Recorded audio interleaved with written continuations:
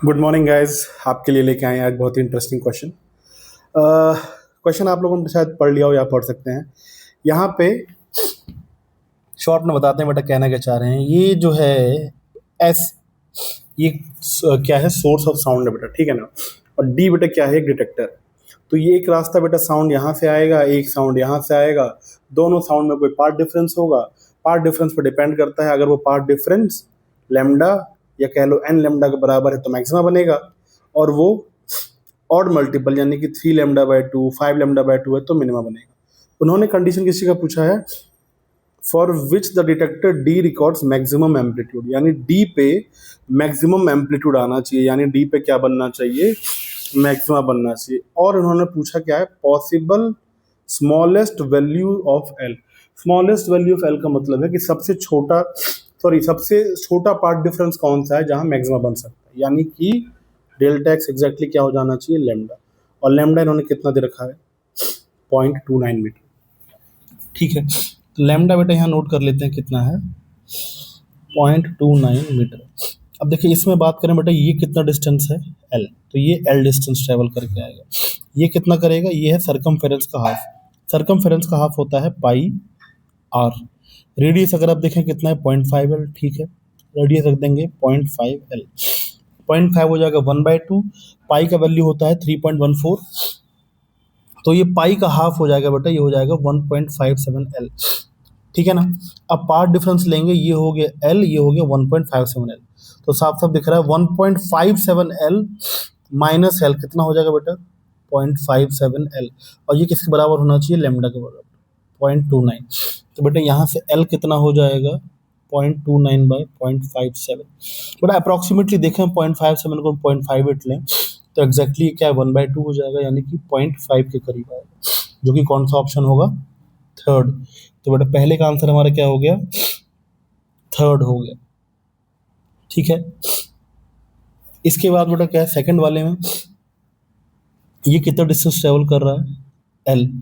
ये बेटा 0.5 एल है तो ये भी 0.5 एल होगा, ये भी 0.5 एल होगा, ये एल है तो ये भी एल होगा। तो ये पाथ हो गया एल, और ये पाथ हो गया 0.5 प्लस एल प्लस 0.5, ये हो जाएगा बेटा 2 एल। तो ऊपर का पाथ 2 एल, नीचे का पाथ एल, तो 2 एल माइनस एल ये होना चाहिए एग्जैक्टली लेमडा का बराबर। तो L is equal to lambda हो जाएगा, यानी कि 0.29, यानी एल का वैल्यू कितना हो जाएगा, 0.29। ऑप्शन 4 हो जाएगा बेटा इसका। देखो आंसर शायद इतने से ही आ गया होगा, एक बार देखें इतने में आ जाएगा क्या, पी का 3 और क्यू का 4, नहीं बेटा ऐसे दो ऑप्शन है, ठीक है। थर्ड पार्ट सॉल्व करते हैं इसमें। थर्ड पाथ में बेटा क्या है, नीचे वाला जो पाथ कितना कवर कर रहा है, ये कवर कर रहा है बेटा एल, ठीक है। ऊपर वाला पाथ कितना कवर कर रहा है, ये कवर कर रहा है बेटा एल, और इस सर्कल का हाफ सरकमफेरेंस, यानी कि ऊपर का जो पाथ है बेटा ग्रीन वाला, वो होगा एल प्लस 2 पाई आर का हाफ, यानी कि पाई आर। अब यहाँ पे आप क्या करें बेटा, आर को लिख सकते हैं डायमीटर/2, और इसका डायमीटर कितना दिख रहा है आपको, इस ट्रायंगल की बात कर रहे हैं, ये एल और ये एल, तो ये हाइपोटेनस हो जाएगा √2L, यानी ये डायमीटर हो जाएगा, ये हो जाएगा बेटा √2L। तो ये ऊपर वाला पाथ हो गया बेटा, ठीक है ना। ऊपर वाला पाथ कितना हो जाएगा हमारा,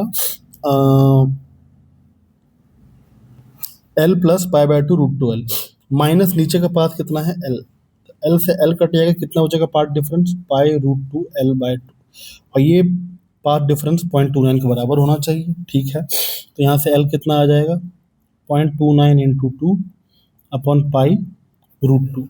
तो बेटा ऊपर आएगा 0.58, और नीचे कितना आएगा 3.14 इंटू √2 को लिख देंगे 1.4। अप्रॉक्सीमेटली बेटा इसका वैल्यू अगर निकालना चाहें तो ऐसा कर सकते हैं, देखिए तरीका क्या है बेटा, 1.4 को थोड़ा बड़ा मान लो 1.5, और इसको थोड़ा कम मान लो 3, तो 1.5 इंटू 3 नीचे कितना बचेगा 4.5, ऊपर कितना बचेगा 0.58।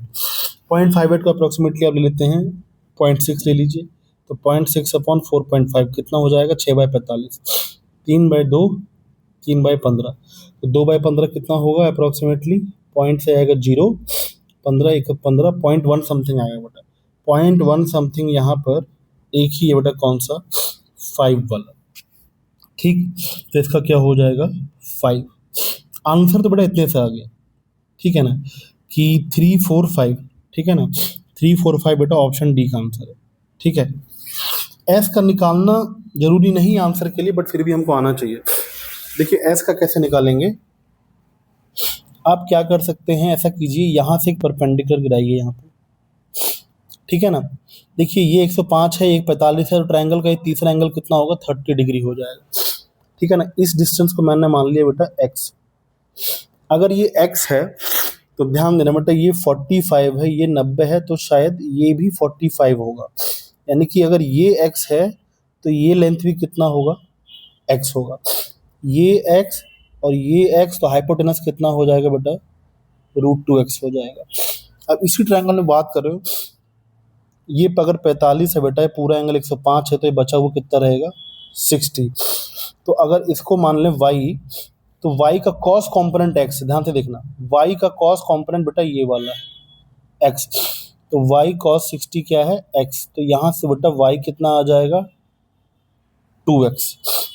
ठीक, y हो जाएगा हमारा 2x, और y अगर 2x है तो 2x का 30 कंपोनेंट अगर बात करें, 2x cos 30 वो ये हो जाएगा 2x cos 30, यानी कि √3/2 कितना हो जाएगा, ये √3x हो जाएगा बेटा।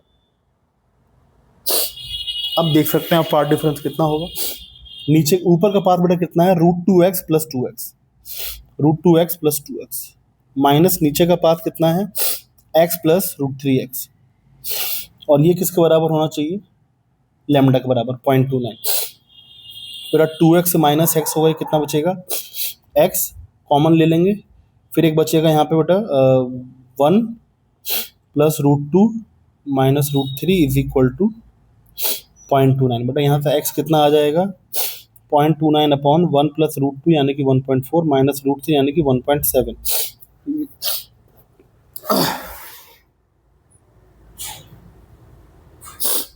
तो ये हो जाएगा बेटा हमारा